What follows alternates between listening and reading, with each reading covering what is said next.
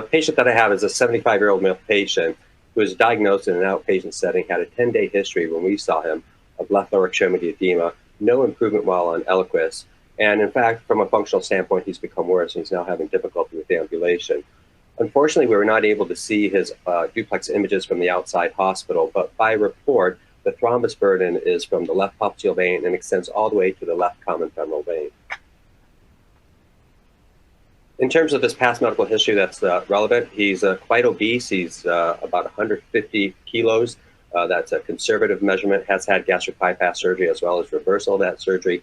He does have history of a kidney transplant in the right lower quadrant, left knee surgery, does have this questionable history of venous insufficiency involving the lower extremities, and does not have any other documented VTE event. On physical examination, he's neurovascularly intact. The edema is symmetric throughout the entirety of the leg, and the left leg compared to the right leg is about twice the size. For this patient, there were some anatomical challenges. As I mentioned, he's about 150 kilos. I wanted to come from a right internal jugular vein approach, was not able to do so because he was occluded.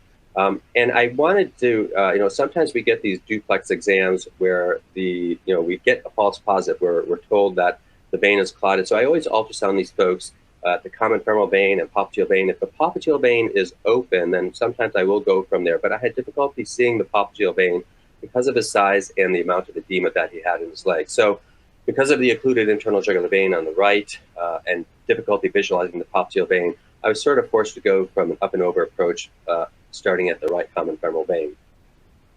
And so that's what we chose.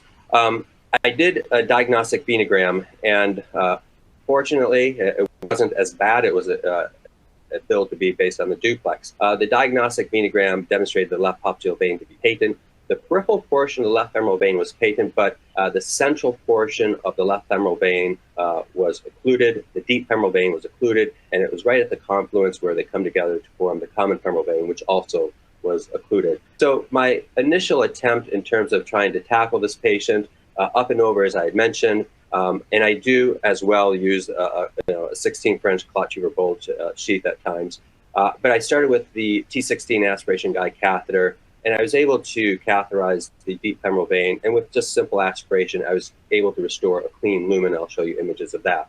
I did go into the central portion of the femoral vein as well as the common femoral vein. I was able to get some rather acute red clot out there, but I still didn't have good flow, and on follow-up venography as well as IVUS, there was still a significant amount of debris that was left in the veins, and it was flow limiting and quite important in terms of trying to get a successful intervention. So because my initial venography and IVUS were a little disappointing, I tried to further free up this debris, get lumen gain by fracturing the clot or macerating with balloon, going up to a 60 millimeter diameter. And then I tried the T20 aspiration guide catheter to see if that could remove it. Still no change. I tried clot retriever bold, going up and over, trying to remove it. Still no change.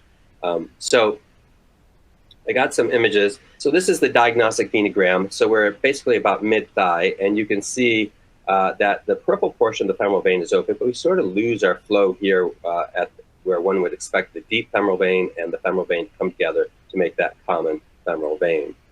And then there's the diagnostic venogram of the deep femoral vein. You can see this is, I think, one of the reasons why this person had presented acutely. There's a fair amount of acute clot in that deep femoral vein. And this clot we were able to remove rather easily with just simple aspiration. So this is, and I'll show you a better image, but this is just taking a couple passes with the T16 aspiration guide catheter in the deep femoral vein. We do have significant removal of the thrombotic debris, but the flow towards the head is not very good because we have what you will see later on is a significant amount of debris right at the confluence of the deep femoral and femoral veins, which is very limiting in terms of trying to get a successful intervention.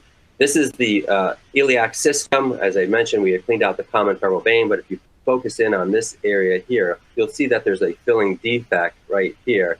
And it's a fairly substantial amount of debris that we could not liberate despite the multiple techniques that we tried. And so, and we'll show you one last image here. You can see now you can see flow within the deep femoral vein, but again, we have this large focus of debris. So we had tried balloon maceration, tried clot retriever, bold, aspiration techniques. Nothing was really working. And so I said, we'll just see how he does on anticoagulation, and, timing's everything. And so this is when we first got our hands on the limited market release of the VenaCore device. So I brought him back, I gave him a couple days, see how he's doing. And if he's not doing better, we're going to bring him back. This is an IVUS image showing confirmation of the significant debris that we have here. It is lumen compromising. It is hyperechoic. It is, occupies at least 50% of the lumen, and it's fairly lengthy. So we needed to do something to free that up. And so after 48 hours of continuing his Eliquis, no significant improvement, we did bring him back. And so, as I said, we had some limitations. And again, Dr. Abramowitz mentioned something that was very important. So despite his right internal jugular vein being chronically occluded, we did have access to his left internal jugular vein. We did deploy a ProTrieve sheath from a left IJ approach. And again, we went back to a right common femoral vein up and over approach to tackle this debris. As mentioned earlier, ProTrieve sheath, left internal jugular vein. I was curious, I said, well, let me just see what else we can use to see if this will free up, just to give you an idea of how resistant this debris was. So as mentioned earlier, we did balloon maceration, we did aspiration with T16, T20, and ClotTriever Bold, nothing. That could not get that out. So I tried a ClotTriever XL from the left IJ approach, and that's more robust than our Bold device, still could not get it out. I actually tried a Vena wire to see if that would do anything, nothing. So then we said, all right, we got VenaCore, let's see what it can do. Contralateral approach, my setup was a 20 French bore dry seal sheath, and through that, I put in a 16 French Kodiak sheath from Argonne Medical. It is sort of a coaxial system. It has a 14 and a 16 French sheath. We typically use it for removal of IVC filters, but in this situation, I think it was quite helpful in allowing me to go up and over and tackle this debris. So from a contralateral approach, we are able to mobilize this chronic debris, basically 2 passes, as I mentioned earlier, one partial, about halfway open, the other was opened all the way up.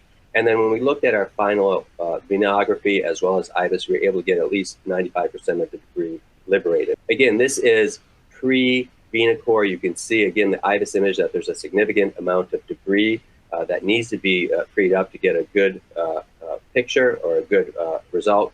Again, this is just a reminder right here. This is that significant debris. Again, we had ballooned it in terms of giving you a sense of size. It was about 8 centimeters, 16 millimeter diameter. That's the balloon size that we used to dilate that vessel in previous attempts. And so this is a cine of using the VenaCore. And one of the things that you can do, I was spinning this, but when you think you're near the end of your target area, you can close the handle rapidly to try and grasp and capture and evacuate it through your sheath. And here is our follow-up venogram. Now you can see that we have significant luminal gain. We do have free flow. We don't have reflux of a contrast that's going through the deep femoral and then to the common femoral vein. So you have inline flow, luminal gain, and much of that filling defector debris is now gone. This is what we were able to remove. It is all chronic debris to give you a sense of how much there was. For anybody that uses the Inari products, as you know, there are those large bore aspiration syringes. It was about the length of that, so good 8 to 10 centimeters in length. And this is our final IVUS image, and you can see that we have a relatively debris-free lumen. Much of that echogenic debris that we had is now gone.